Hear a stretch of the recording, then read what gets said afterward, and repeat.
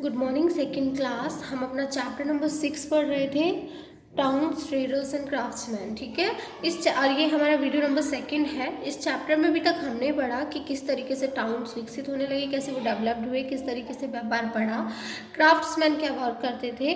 खैर, अब हम पढ़ेंगे क्राफ्ट्समैन के बारे में। अभी तक हमने पढ़ा था कि इन कुछ सिटीज़ ऐसी थी जिन्हें उनके वर्क के बेसिस पे क्लासीफाई किया गया था या कैटेगराइज किया गया था। जैसे कि एडमिनिस्ट्रेटिव सेंटर्स अलग सिटीज़ में बनाए गए थे, and temple towns and pilgrimage centres other अलग सिटीज़ में थे। तो इनके वर्क प्लेसेस के अकॉर्डिंग इनको क्लासीफाई किया गया था।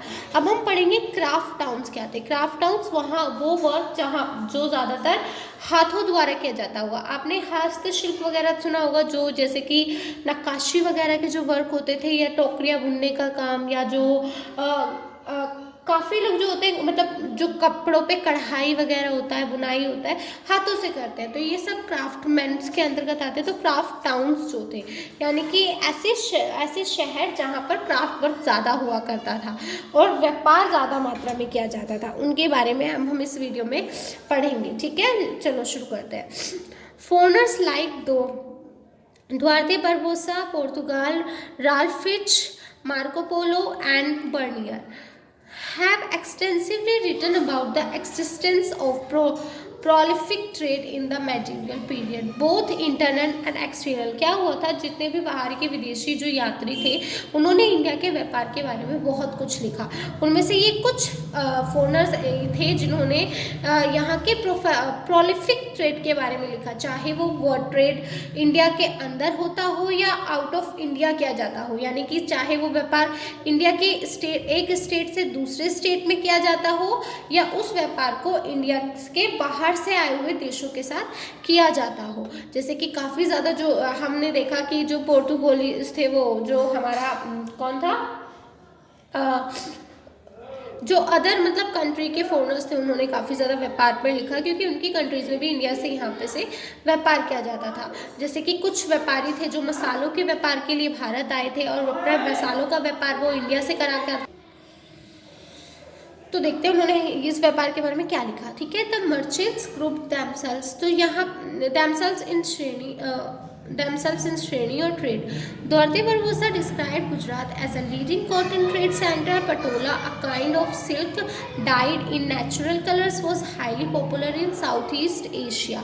जो मर्चेंट थे, व्यापारी थे, उन्होंने जो व्यापार किया करते थे, व्यापारी जो होते थे अक्सर समूहों में व्यापार किया करते थे, यानी कि काफ़ी लोग ऐसे थे जो अपना व्यापार के लिए पूरा एक ग्रुप लेकर चलते थे। काफ़ी लोगों की हेल्प की ज़रूरत होती थी उन्हें अपना बिजनेस करने के लिए, तो वो मर्चेंट्स थे, उन्होंने अपने ग्रुप को श्रेणी नाम दिया। व्यापारियों के समूह को क्या कहा गया, श्रेणी, और वो उसे गिल्ड्स भी कहा करते थे। ठीक है, ये ग्रुप जो था किस तरीके से हेल्प करता था, ये जो ग्रुप था उन्हें हेल्प करता था ऑर्गेनाइज प्रोडक्शन करने में, किस तरीके से वो किस चीज़ का व्यापार करेंगे, किस तरीके से अपने व्यापार को संभालेंगे, तो इस तरह कैसे वो एक दूसरे की हेल्प किया करते थे। Duarte Barbosa describe Gujarat as a leading cotton trade centre. Duarte Barbosa ने गुजरात को एक ऐसे सेंटर के रूप में राइट किया, यानी उसके बारे में लिखा कि जो गुजरात था वो कॉटन ट्रेड के लिए काफ़ी फेमस था। And Patola, a kind of silk died, और जो पटोला स्टेट था वो काफ़ी ज़्यादा सिल्क डाइड, यानी कि यहाँ पे सिल्क क्लोथ्स की नेचुरल कलर से काफ़ी अच्छी डाइड की जाती थी। तो हर स्टेट या कह सकते हैं हर जगह जो थी अपने काम के लिए बहुत फेमस थी, अलग अलग कामों के लिए वो फेमस थी, और इन फॉरेनर्स ने उन्हीं के बारे में लिखा कि कौन सी जगह किस वर्क के लिए फेमस थी। अभी अभी हम इसके आगे जो पढ़ेंगे आपको यही बताया जाएगा कि किस जगह को किस चीज़ के लिए फेमस बताया गया है, या वहाँ पर किस चीज़ का सबसे ज़्यादा व्यापार होता है। जैसे कि गुजरात फेमस था अपने कॉटन ट्रेड के लिए, पटोला फेमस था अपने सिल्क डाइट के लिए। इसी तरह यहाँ पे अलग अलग जगह बताई गई हैं जो अपने वर्क के लिए फेमस थी, जिनके बारे में मतलब फॉरेनर्स ने लिखा। Bengal was another important region for a wide variety of textile. Bengal जो था वो फेमस था अपने टेक्सटाइल वर्क के लिए, कपड़ों का जितना भी इधर वर्क होता था वो बंगाल उस चीज़ के लिए बहुत ज़्यादा फेमस था। The textile products included quilts of embroidered Tushar और मूंगा और जूट, सिल्क एंड ब्रोकेड, जो मतलब टेक्सटाइल रिलेटेड वर्क होता था, एम्ब्रॉयडरी रिलेटेड वर्क था, ये एम्ब्रॉयडर्ड्स हैं। तुषार और मूंगा कुछ नाम हैं जो बुनाई वगैरह होती है उन सब के, जो की जाती थी। द सिल्क एंड ब्रोकेड, यानी कि सिल्क पे जो जरी वगैरह का काम होता था, यहाँ पे इस चीज़ का व्यापार होता था। Dhaka muslin was known for its fineness, जो ढाका था वो फेमस था अपने मतलब वो जो बुनाई वगैरह करता था बहुत बारीकी क्या करता था, काफ़ी सुंदर तरीके से उसे क्या करता था, तो उस चीज़ के लिए Dhaka famous. Kasim Bazar in Bengal was an important trade center for cotton and silk goods. Kasim Bazar था जो कि बंगाल में था, ये ज़्यादा फेमस था कॉटन वर्क के लिए एंड सिल्क गुड्स के लिए। यहाँ पे यानी कि सिल्क से बनी हुई वस्तुएं या सिल्क से बने हुए कपड़े बहुत अच्छी मात्रा में और बहुत अच्छी क्वालिटी में मिला करते थे। Similarly Malabar in Kerala was famous for it's printed cloth material. इसी तरीके से जो मालाबार था ये फेमस था अपने प्रिंटेड क्लॉथ के लिए, यानी कि अगर आपको प्रिंटेड क्लॉथ कहीं सबसे अच्छे मिलेंगे तो वो मालाबार में मिलेंगे जो कि केरला में है। ठीक है, मालाबार के प्रिंटेड क्लॉथ का जो मटेरियल था वो बहुत अच्छा था। The other important textile producing centres were Golconda and Pulicat. जो अदर इम्पॉर्टेंट कह सकती हैं जगह है टेक्सटाइल प्रोडक्शन के लिए वो थी Golconda and Pulicat. Golconda was famous for its kalamkaris, जो गोलकोंडा था वो फेमस था अपनी कलमकारिश। ये एक तरह की हम कह सकते हैं बुनाई कढ़ाई होगी जो कि काफ़ी अलग तरीके से की जाती थी, तो इस चीज़ के लिए गोलकोंडा बहुत फेमस था। They were exported through the port city of Masulipatnam. यहाँ से क्या होता था अपने वर्क को, ये जो गोलकोंडा से वर्क को क्या करते थे, व्यापार को मसूलीपट्टनम से व्यापार क्या करते थे ये लोग, ये जो थे अपने व्यापार को पोर्ट सिटी क्या होती है, बंदरगाह, तो यहाँ से अपने व्यापार को ये अदर सिटीज़ में या फिर अपने व्यापार को इंडिया के बाहर भेजा जाता था। मतलब व्यापार नहीं, अपने जो इनके गुड्स होते थे उनको भेजा जाता था, उनका व्यापार किया जाता था। They were exported through the port city of Masulipatnam. Palampur another variety of Palampur, another variety of painted fabric were popular in the Mughal and Deccan courts. So, and these were bedspreads made of calico cloth. So ये जो पालमपुर था ये another एक तरह की variety थी जो painted fabric की थी, ये काफ़ी ज़्यादा पॉपुलर थी मुग़ल में, मुग़ल का जो प्रशासन था उसमें काफ़ी ज़्यादा फेमस थी, या जहाँ पे हम कह सकते हैं मुग़ल लोग रहते थे उन्हें बहुत अच्छा लगता था। These were bed spreads made of calico clothes, और ये जो बेड स्प्रेड्स बनाई जाती थी कैलिको क्लॉथ से। फॉरेन ट्रैवलर्स, तो यहाँ पे अलग अलग जगह के बारे में बताया गया है आपको, जहाँ पर जो अलग अलग जगह थी वो अलग अलग वर्क के लिए फेमस थी काफ़ी। Foreign travellers give extensive accounts about domestic trade in medieval India. तो फॉरेनर्स, हमें जो ट्रैवलर्स के अकाउंट्स मिलते हैं वो हमें ये दिखा देते हैं कि मेडिवल पीरियड में डोमेस्टिक ट्रेड किस तरीके से विकसित हो रहा था, ये डोमेस्टिक ट्रेड किस तरीके से अपना रोल निभा रहा था। The growth of markets encourage trade, market की जो ग्रोथ थी वो ट्रेड को और भी ज़्यादा बढ़ा रही थी, यानी कि मार्केट्स इतनी लगती थी और अलग अलग जगह जब मार्केट लगा करती थी, मार्केट का जो नंबर ऑफ मार्केट थी हम कह सकते हैं आज तो कल जैसे वेडनेसडे और संडे ही मार्केट लगती हैं, बट यहाँ पे फेमस कुछ मार्केट्स हुआ करती थी जो कि अपने जैसे कि यहाँ पर है अलग अलग मार्केट्स लाइक सरोजनी नगर किसी और चीज़ के लिए फेमस है, एंड अदर मार्केट्स कुछ अलग अलग व्यापार के लिए फेमस है, लाइक बुक्स के लिए मार्केट लगती है। तो इस तरीके से बहुत ज़्यादा मार्केट्स लगा करती थी और ये मार्केट्स की ग्रोथ इनक्रेज कर रही थी ट्रेड को और भी ज़्यादा, both internal and external. Well maintain roads linking various parts of the country had domestic trade. जो रोड्स थी वेल तरीके से लिंक्ड थी, हम कह सकते हैं जो रोड्स थी एक दूसरे से अटैच थी, तो इस तरीके से रास्ता मिल जाता था व्यापार करने के लिए। Ibn Battuta had described Delhi as a major trade centre. Ibn Battuta ने दिल्ली को एक बहुत ही मेजर ट्रेड सेंटर के रूप में डिस्क्राइब किया है। सुपीरियर और quality rice and sugar from Kannauj. Superior, यहाँ पे बहुत ही कन्नौज से बहुत ही अच्छी क्वालिटी का हम कह सकते हैं हमें राइस एंड शुगर मिलता था। वीट्स फ्रॉम पंजाब, पंजाब से गेहूँ बहुत अच्छी क्वालिटी के मिलते थे। And the betel leaves from Dhar in क्या ये Dhar in Madhya Pradesh found their way to the markets of Delhi. तो ये इनको रास्ता मिल जाता था दिल्ली तक आने के लिए। इनके रोड्स इतनी अच्छी तरह कनेक्टेड थे एक दूसरे से, जैसे कि पंजाब से गेहूं का व्यापार करना या फिर कन्नौज से शुगर और राइस का व्यापार करना, ये सब जो रोड्स बनाए गए थे उनके थ्रू ये दिल्ली में अपना व्यापार कर लिया करते थे।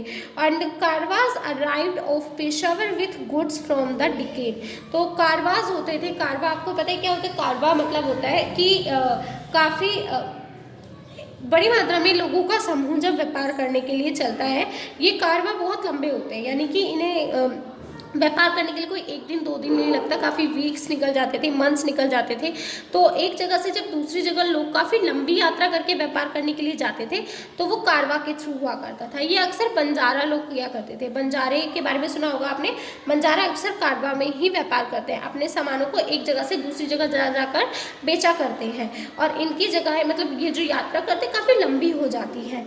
तो ये कारवा जो था ये पेशावर से गुड्स जो था अपने साथ लेकर आते थे। And Gujarat, Multan and other parts of India, और गुजरात में, मुल्तान में और अदर पार्ट्स ऑफ इंडिया में बेचा करते थे। Lahore was also an important trading city. Lahore भी एक बहुत ही इम्पॉर्टेंट हम कह सकते हैं ट्रेड सेंटर रहा। Lim border in Gujarat and Dabhol in Maharashtra were trade centres the linked the northern and southern halves of the country. हम कह सकते हैं नॉर्थ और साउथर्न, इंडिया का नॉर्थन एंड साउथर्न जो हाफ पार्ट है वो गुजरात के लिम बॉर्डर एंड महाराष्ट्र के डैबहोल से कनेक्टेड था। तो इस तरीके से इनमें जो ये रास्ते मिलते थे इनसे व्यापार हो जाया करता था। तो accounts of the foreigner travellers give instances of the trade between Vijayanagar and Bhatkal in Karnataka with 5,000 to 6,000 bull carts carrying goods between 2 places। क्या होता था? हमें ये पता चलता है, जो अकाउंट्स हैं फॉरेनर्स के उनसे हमें ये मालूम पता होता है कि जो व्यापार था विजयनगर और भटकाल के बीच में, जो व्यापार होता था, भटकाल यानी कर्नाटका मान लो, विजयनगर और कर्नाटक के बीच जो व्यापार होता था वो 5 से 6,000 बुल कार्ट्स के थ्रू हुआ करता था। यानी कि 5 या 6,000 बुलोक कार्ट्स में इस सामान को रख कर लाया और ले जाया जाता था, तब इन दोनों प्लेसेस के बीच में व्यापार हुआ करता था। और ये जो लाना ले जाना था ये कारवास के थ्रू ही पॉसिबल हो पाता था। तो इतनी बड़ी मात्रा में लोग चलते थे एक साथ। तो इस तरीके से हमने क्या पढ़ा क्राफ्ट टाउन्स के बारे में कि कौन कौन सी जगह फेमस थी किस वर्क के लिए और कहाँ पे किस चीज़ का व्यापार हुआ करता था, और ये एक दूसरे से वेल कनेक्टेड थी। ठीक है, अब हम पढ़ेंगे ट्रेडर्स एंड क्राफ्ट्समैन के बारे में। अब हम पढ़ेंगे व्यापारियों और क्राफ्ट्समैन। एक्चुअल में मतलब जो क्राफ्ट्समैन जो हाथों से हस्तशिल्प जो होते हैं, हाथों से अपना जो भी काम करते हैं उनके बारे में। Both small and big traders operated in these towns. So both small and big traders operated in these town. छोटे और बड़े दोनों ही व्यापारी जो होते थे, दोनों ही व्यापार इन टाउन्स में हुआ करते थे। The small traders functioned in a limited area while the bigger and more prosperous ones owned large fleets and engaged in international trade. जो छोटे व्यापारी होते थे वो उनका व्यापार सीमित होता था, काफ़ी कम जगह तक ही वो व्यापार कर पाते थे और अपने व्यापार को ज़्यादा बढ़ा नहीं पाते थे। लेकिन जो बड़े व्यापारी होते थे वो अपने व्यापार को काफ़ी ज़्यादा बढ़ाते भी थे और खुद से लोगों को काम भी दिया करते थे। ठीक है, एंड उन्होंने इंटरनेशनली वर्क करते थे, यानी कि ना सिर्फ वो बड़े व्यापारी भारत में ही वर्क किया करते थे बल्कि भारत के बाहर से भी उनका व्यापार होता था। Spices and textiles were the most popular items end of export. जो हम कह सकते हैं मसाले और टेक्सटाइल, क्लोथ से रिलेटेड जो वर्क था वो काफ़ी ज़्यादा व्यापार जो था वो काफ़ी ज़्यादा पॉपुलर था। ये सिर्फ व्यापार व्यापार स्पाइसेस और टेक्सटाइल्स का व्यापार केवल भारत में ही नहीं होता था, बल्कि भारत के बाहर के देशों के साथ भी इनका व्यापार किया जाता था। Some traders even formed guilds to protect their interests. तो कुछ ट्रेडर्स ऐसे थे जिन्होंने अपने गिल्ड्स बनाए थे, जैसे हमने पढ़ा व्यापारियों के समूह को गिल्ड्स कहा गया। उन्होंने अपने व्यापार को प्रोटेक्ट करने के लिए, ऑर्गेनाइज्ड वे में चलाने के लिए। Traders specially the nomadic communities known as the बंजाराज।